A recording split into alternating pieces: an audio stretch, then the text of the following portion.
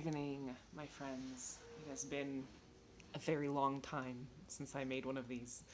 Um, and happily, I'm here. So, the video that I've had, or the topic I've had in mind for about the last 3 weeks, is that of finding joy. Like the practical, what does that look like to find joy, to seek and to find joy in our everyday lives?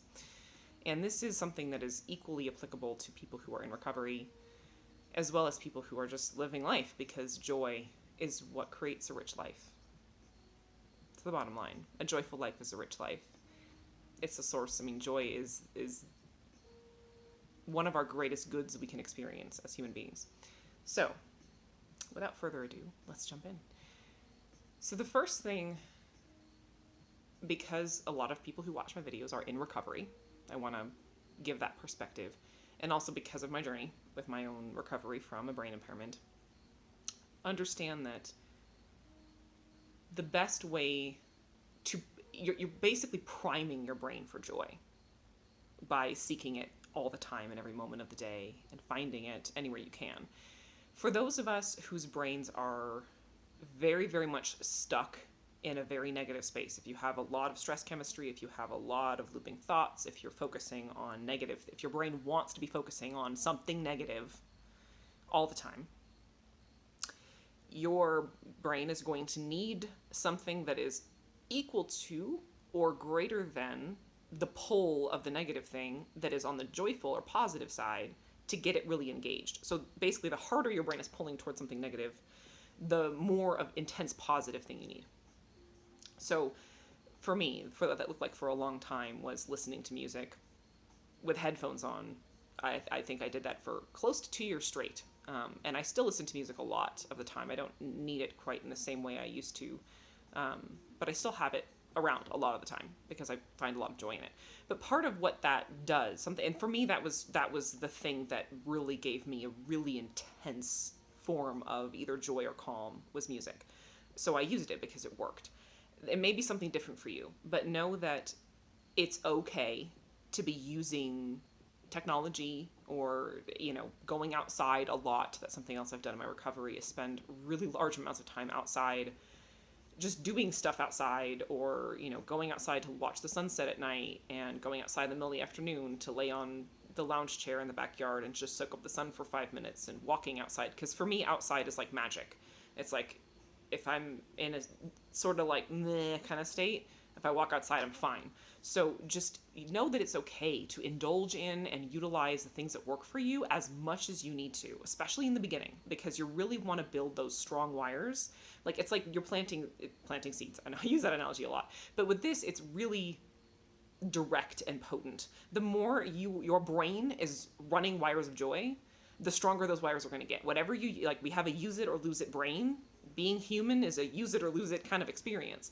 So if you want to make your brain really naturally gravitating towards positivity, focus on it with all of your focus and allow yourself to use whatever really works for you for the beginning, because what you're doing is you're really like, because when you start with that, if it's taking that much focus and it's taking a lot of effort, maybe 90% of your brain is taken up with negativity, and you want to get it to where, every day as you focus on joy, you're moving the bias, so to speak, towards joy by focusing on it to the point where it's more like a 98% focus on joy, or a 90% focus on joy, or whatnot. And that intense focus in using things that are really powerful, potent things that draw you in a really powerful way is how you start to get yourself on that track. And then the more your brain is primed, those pathways are primed and already running, then your brain's automatically going to be filtering that out. Because whatever you focus on, when you focus on something, you're telling your brain, I care about this. That's the language the brain speaks. One of the main languages it speaks is what you focus your attention on.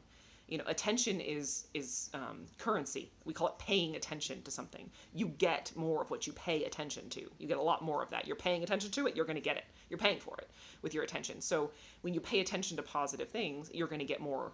Your brain's going to be like, oh, this person whose brain I belong to, like this person who I belong to, really wants this, more of this. And that goes negative and positive, and that's part of how we end up with a brain that's really stuck in a negative place, is that it's just easier for the brain to get stuck there because of reasons I'm not going to go into in this video. So that's the bottom line of that it's okay to use things that are really intense for a while, intensely joyful for a while, to get yourself in that place where your brain is like, oh, okay, we want joy. All right, let's look for good things. And again, use whatever works. As long as you're exercising those positive neuronal pathways, it's working. You're getting, and you'll start to notice, like some of the things I've always noticed in my journey was the more I spent time listening to music, for example, and really focused on the joy of it. And I started with simple things like violin music or piano music or cello music. And I would just follow the notes in my mind, like just allow that to be the only thing I was aware of, was the way the music was running like a current literally between my ears, of that energy and that joy and the experience of every note, every drum beat, every whatever. And the more I did that, as my brain was started to be cleared, because there was a lot of dose chemistry being created, a lot of positive chemistry, it cleared my head, it cleared my vision, literally, both internally and my eyes even. And I also just started to notice different, like I started to notice colors and flowers and light everywhere. Like light became, it was like, oh, look at, there's light coming in under the door, and be in the kitchen and notice like I was putting away dishes the other night, and I bent down and to put a lid away, and there was this cool little fractal of light on the back of the cupboard inside, and it was just like, it looks like little spirits or fairies or angels are like everywhere, because it's like light where it seems like there shouldn't be light, on all these dark corners, or making really interesting shapes on the wall, and it's like, that's interesting. So your brain starts to scan for those things and pick them up and notice them, because you're focused on whatever you focus on. And some of the things, like one of some of my affirmations, I only believe in magic and miracles. So I find them everywhere because that's something I focus on, and I tell that to myself. So I find all these fun, cool, little miraculous, beautiful things all over my life. So that's something that will happen automatically as you start to pick that up. Your brain will start to pick up on positive things in general. Okay, so the next kind of thing, so we've gone through, it's okay to start with greater intensity things and prime your brain, use whatever works for you. Shifting from that to this way of being that I have written down: indulgence, acceptance, and surrender to what goodness is already present. So it's a way, and I call this a fierce surrender, and I think it's a very feminine thing. I don't know how men do this. I'm not a man. And maybe I'm wrong, I don't know, but that's my understanding of it. And what I think of this is, it's 1 year in, 1 year out. So, as I've said many times, recovery is essentially when you're in the recovery from a brain injury and you're using neuroplasticity, and if you want to build the most kick-ass amazing life where you're fulfilling your purpose and you are on fire and you are fully present and giving it 110% all the time, the question that's most important to ask is, what do I need in this moment? And then seek to give that to yourself, and let go of all the egotistical things, all the thinking and ideas and beliefs that would get in the way of you giving your heart and soul what it actually truly needs in the present moment.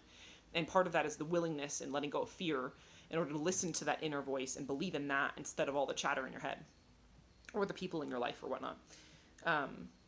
So 1 year in, 1 year out is saying, okay, I'm listening to myself, and then as I go through my life, too, and this is part of, this ties into so many other concepts in brain retraining, of training zone and just so much of life. So on days, for example, where I have found, in my recovery, and even now, on days where I need to rest more, I focus on indulging in rest. If I need to lay down and rest, then I'm going to be like, oh my God, the bed feels so good, and just focus on the softness and the pillow and like how nice it just feels to let all of your muscles relax and not have to do anything but lay there. It feels so good. So focusing on that instead of something negative, like, oh, wow, I have to lay down, this is so terrible, blah, blah, blah, like, why, I wish I could be being productive or whatever, instead of thinking that and be like, yeah, no, this is amazing. And then give yourself something, you just, if you need calm instead of joy, stare out the window, find a cloud to watch and track it and focus on it as it moves really slowly, or the light as it moves on the wall from, cars or sunlight or things moving around, watch your cat or your dog if you have one. Something that simple can be really powerful if you need calm. But then on days where, you're more busy or you're more active, again, instead of thinking like, oh, this is so overwhelming, or am I overdoing it, or blah, blah, blah, like negative chatter, it's like, oh my word, it feels so good to be active. Like my body feels so happy to be outside or out and about, or up and doing things in my house, and I'm really enjoying, cleaning and getting the laundry done, and playing with my kids, or, bathing the dog or whatever, but focusing on how good it feels to be using your body when that's what you're doing. There's a goodness in that, even in like how your clothing feels on your skin, how the floor feels underneath your feet. And the little details of how things as you touch them. Like one of the practices I've done was enjoying the colors of the laundry as I move it from the washer to the dryer. Like just tiny little things, or the color and the shape of vegetables as I chop them for dinner. Just those little things, really pausing as you go about life. And again, a lot of times during this time, I still had music in my ears while I did this. Sometimes I did, sometimes I didn't. A lot of times I did. But still paying attention. Like I had kind of the mood elevator keeping me in a good space, and then I would continue to focus on, and stop what you're doing and allow yourself to receive what you're doing, the beauty of it, what's there, the texture, the temperature, the colors, like all of it. Get up and in it, and really in a sensual or sensory kind of way, allow yourself to receive your life and all the goodness that is available, regardless of what that looks like in any particular moment. And really lean hard into the goodness that's present, because there's always something good, always. And it's usually around us, because a lot of times negativity is where we're playing scenarios in our head of what's going on in the world, or what's going on in your family life, or your relationships, or your financial situation, or your health situation, or blah, blah, blah, blah, blah. That's where the negativity comes from. When you let go of that, and that's again why having something playing in your ears can be super helpful, because it kind of replaces, your brain's used to that chatter, used to that noise, it can replace that. But whether you're using something auditory or not, letting go of that and doing what sometimes it can take focus every day, 24/7 for months to let go of something. It's not a one-time thing, but putting that aside, setting it out of your head, focusing on that positive thing, and anchoring yourself in the room you're in, receiving this is reality. Reality is here. All that other stuff is a bunch of thoughts in your head. Stuff that's not present to you in this room right now. And in a sense, it's not real. And in terms of quantum physics, something can only be real if you are paying attention to it. That's a very, very, very powerful thing, because it's actually literally true. So, and that's, again, have one ear in, one ear out, because you're not forcing yourself. You want to listen for what you need to be receiving. Listen to your own heart and soul, and your inner self, your inner voice of what you need. Do you need rest? Do you need activity? And as you do each thing, which aspect are you drawn toward? Maybe one day you might want to close your eyes while you do something with your hands, and another day you want to block everything else out and focus on how beautiful something is visually. And a lot of times I close my eyes when I'm eating, so I can really enjoy the flavor of every single bite, and notice every aspect of all the flavors and the way that they do that, and just really soak and suck all of the joy and the goodness and the pleasure out of everything, because there's so much pleasure to be had in moment to moment life, so much pleasure. So be present to it. Become like a vacuum, or a space where you can welcome that into yourself.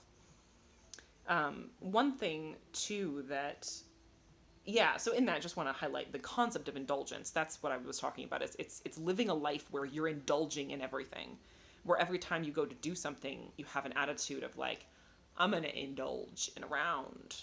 I'm going to indulge in washing my hands and feeling the warmth of the water and feeling the suds of the soap. You can indulge in literally anything. It doesn't take much. It's just a mindset.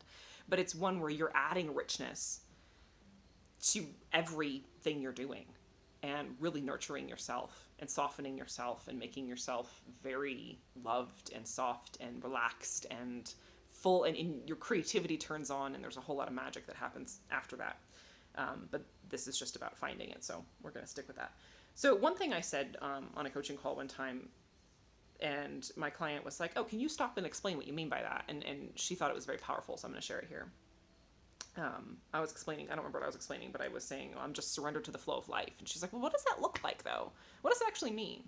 And part of this too is understanding that, again, intention is everything in life. You get what you intend to get. You experience what you intend to experience. That's how reality works. So, and we have a choice. A lot of people are, we're not really taught that. So most people just kind of live life as if it's happening to them. But when you set an intention, you understand how powerful that is of, I am going to receive something good. And then you get out of your own way so that you can receive whatever good is already there, instead of saying, well, I only want vanilla flavored good. Only blueberry good. No chocolate. Instead of doing that and decide being like really picky about which kind of good you want to have. Like, well, I only want my husband to be nice to me, or my kids to behave, or I just want to feel good or fit in my jeans, or like those are just some typical things. But instead of that, it's like letting go of all that, so you can say, well, what goodness is here? Can I dress up in something that looks good on the body I have now? Can I enjoy that? That sort of attitude. So surrender to the flow of life is understanding that we have intentions, and I've set intentions in my life to engage with my kids, because part of my journey was the way I parented my children before my brain injury was completely inauthentic. It was very much control oriented, and like parenting was a thing I did. And I've realized that parenting is meant to be an authentic outpouring of a relationship you have with your children, where you nurture them and you raise them as yourself. You show them how to be human by being human with them, and by nurturing them as the parent you are, as the mother or father you are, inherently, because that's in cultivating your instincts, because parenting is an instinct. So that's how I've changed to that. So that's an intention I had. So one example I had was like one day I was just coming out for breakfast, and I was walking down the hallway, and my daughter was sad. She was crying, my 8-year-old, because she really wanted to learn how to do a crochet stitch, and her sister had already figured it out and was like, and she was sitting there, her older sister and she was sitting there watching the same minute of the video on YouTube over and over again, and she couldn't get it. And her sister is like the kind of kid who's like, I got it. Why don't you understand? Like, come on, what's the deal? Like, why don't you just get it? She doesn't explain. So I stopped the video and explained it to my 8-year-old, and like showed her how to do it. And I, spent a few minutes doing that, and then got up to go about my business and went and did something else. But for me, that was a great opportunity. Like, I saw that as an opportunity. It was like this golden moment where I could love my daughter, where I could stop and be like, okay, I don't remember how to do this. Let me watch the video. Let me figure it out, and then I'll show you. And it was just such a great, like, I look for those opportunities. So that was a great opportunity to me. And then after that, it was like, I need to go meditate. My brain's like, I don't even think I finished breakfast that day. It was like, yep, need to go now. So then I went, and I was like, I had the cue. My brain was like ready for some dose chemistry. So went off and meditated, did my next thing. Even tonight, like the reason I have the time to make this video is I messed up a scheduling thing with clients, and I had more time tonight because that changed. So I had the time to do this. I was like, yes, I've been waiting for a pocket of time to make a YouTube video for like 3 weeks. So I was super excited about that. And then I went outside because I looked out the window and there was a beautiful sunset, and I went out there to make my notes for this, and I happened to notice that there was recycling had been blown all over the front yard from the recycling bin, because it wasn't actually recycling day. So I ended up picking all that up and putting it away, and I was enjoying myself the entire time, enjoying the productivity, stopping to just stare at the sunset in between taking notes, and then being like, oh, look, there's stuff in the yard. And it's this way of being where you're very much in flow and you're enjoying things, and then you just automatically are like, oh yeah, that needs to get done, I'll do that. Instead of trying to push yourself constantly to like how to say, oh, I need to spend time with my kids, or I need to get these things done, and how am I going to remember all the things, instead of like letting that go and setting the intention to be productive, setting the intention to build healthy relationships and loving relationships with the people in your life, and then allowing life to give you opportunities and just taking them as they come and making the best of them, and then moving on to your next thing. So that is probably not the last time I'll talk about this, because it's a powerful topic, but I'm going to stop there for tonight. So yeah, that's how to build a really, really rich life. So go forth and find joy for yourself. Good night.